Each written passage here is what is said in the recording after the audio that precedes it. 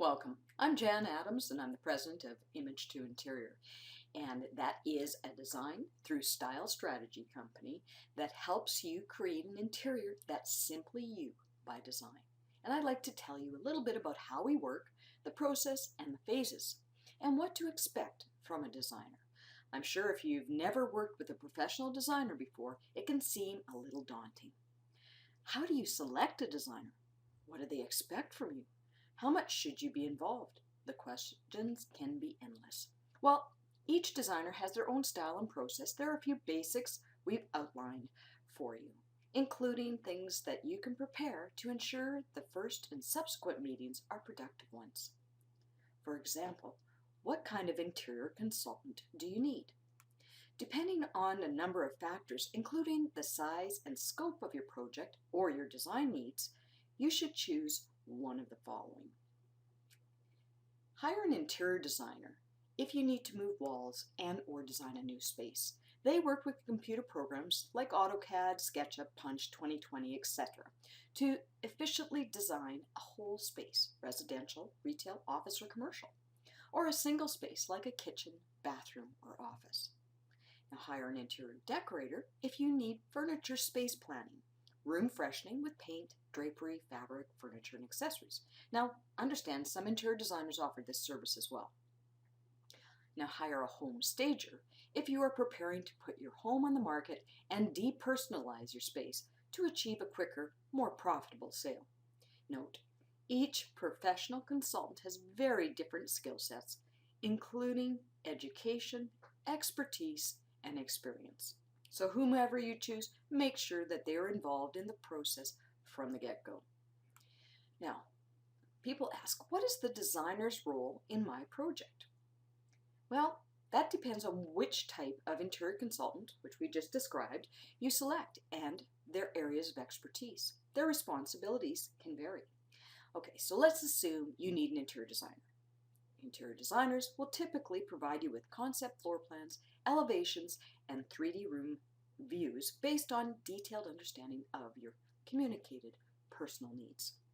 They also recommend space-specific products and or can design products, built-in millwork and or furniture pieces to work within the floor plans that they've created.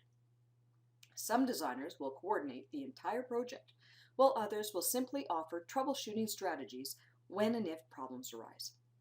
They can and should work hand in hand with your architect and or builder to ensure all created design elements are understood and implemented. Okay, so how should you prepare for the design meeting?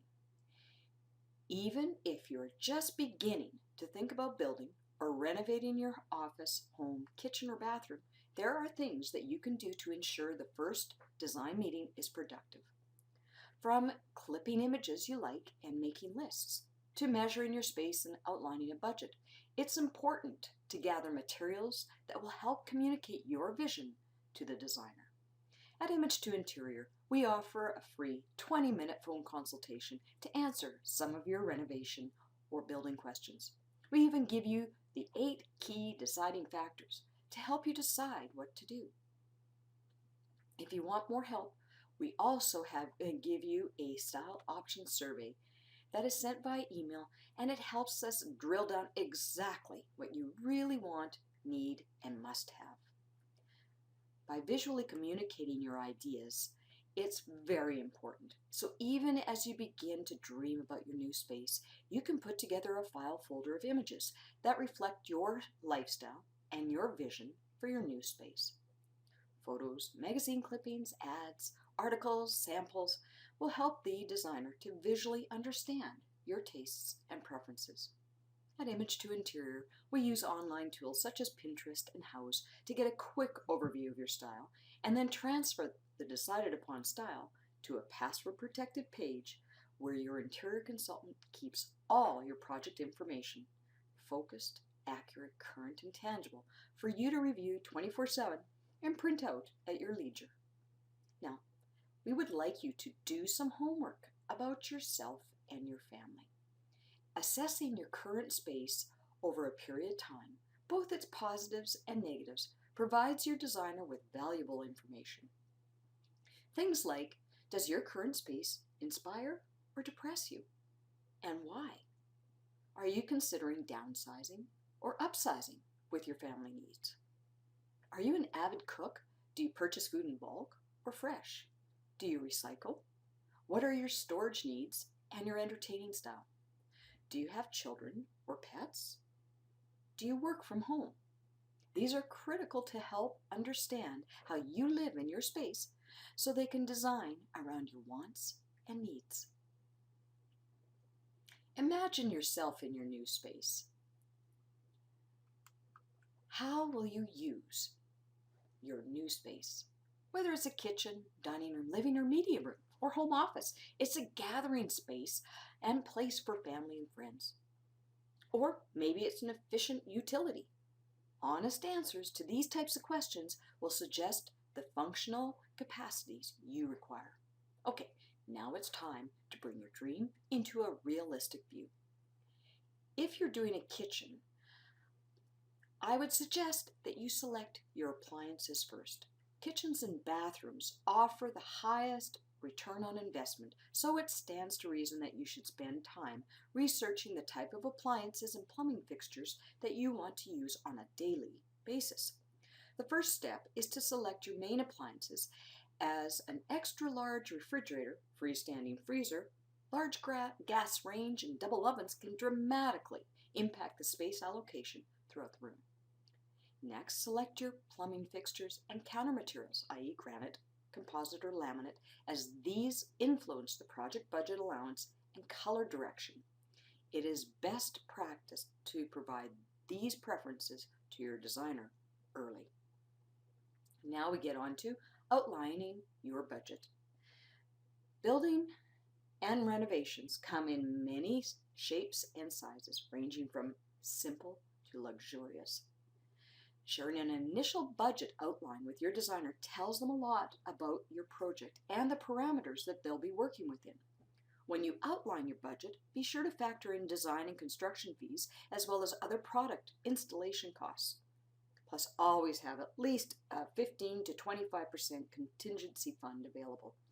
If you don't use it for your project, it still offers you peace of mind or a much-deserved vacation after the project is complete. We provide you with Design Dominoes, the interior process game that has a simple budget built right in. Understanding timelines is a two-way street. Once your designer receives your blueprints or measurements of your space, the design development process, phase 1, typically takes from 1 to 3 months, depending on the scope of your project. Some designers request a retainer to initiate work as serves to confirm your place as a current client. At Image to Interior, we offer several design packages to suit every project need. Note, any scheduling deadlines that you may have, such as a wedding, graduation, or holiday, should be communicated early for the project timeline to be developed. Time to begin the fun part. Your homework is done, and it's time to begin. The president of Image to Interior, that's myself, principal designer Jan Addams, will meet with you online via Skype at the beginning of our relationship in order to thoroughly understand your space, vision, preferences, and needs. Afterwards, a regularly scheduled meeting on the phone or via Skype will keep everyone focused on the current tasks to ensure the project's budget and time are always on track. Be prepared for each meeting and know it is always appropriate to ask questions and request samples of products and finishes details before you place any orders. Here are the 8 phases for building new or renovated. Understand that an average estimated timeline for 1,500 square foot to 4,000 square foot space can take anywhere from 9 to 15 months from concept to completion. The first phase is planning. This is where the storyboards, dream building, budget allowance, color direction, design elements, etc. are happening. Then it moves to the designing the floor plans from the inside out, kitchens, bathrooms built in, all the exterior elements. In other words, plan twice, build once. The second phase is plotting. That's the topographical, post-site survey, architectural drawings, reviews, elevations, and quotes. Then we get into the permits, which are the post-survey, demolition, foundation, post-check, building, plumbing, electrical, and occupancy. All of those are very important, the permits. The third is product selecting. This is ongoing, as it is best if the main components are known before blueprints are even completed. Product purchasing, that's by the timeline that your contractor is going to give you. So that's your plumbing, your heating, your appliances, your roofing, walls, doors, etc. That can take you a period of time depending on where you are in the building process. If you are renovating, then there's a project demolition. Now, these are the items that need to be removed, such as foundation, walls, floors, cabinets, or the whole house if you're actually building a new house. Or there's project repair, repairing the foundation, roof, walls, etc. Then we start phase 5 is the project construction. That's again where we're now starting to build from the foundation up. Walls, roofing, plumbing, etc., insulation, drywall, and within that you're always doing a project review. That's the rough-ins for the plumbing, your heating and air conditioning system, or sometimes called HVAC. Your fireplaces, the electrical, where are the recessed pots going to go in the outlets? Your security system or media equipment. Those are all very important.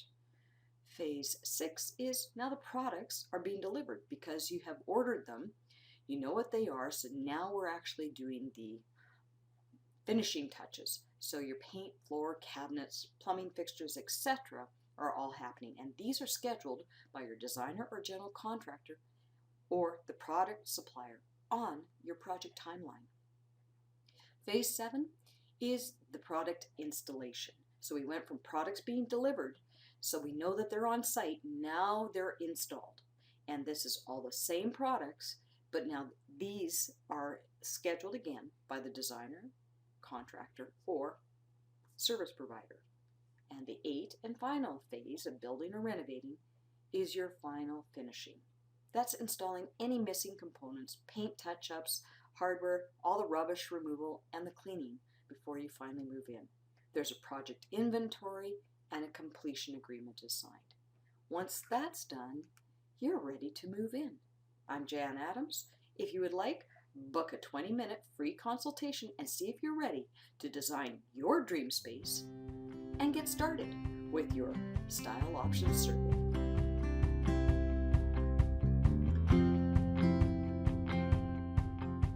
I spent so long just wondering. For years I was adrift, directionless and wayward, lost like a swallow on a cliff. But slowly I found purpose and my life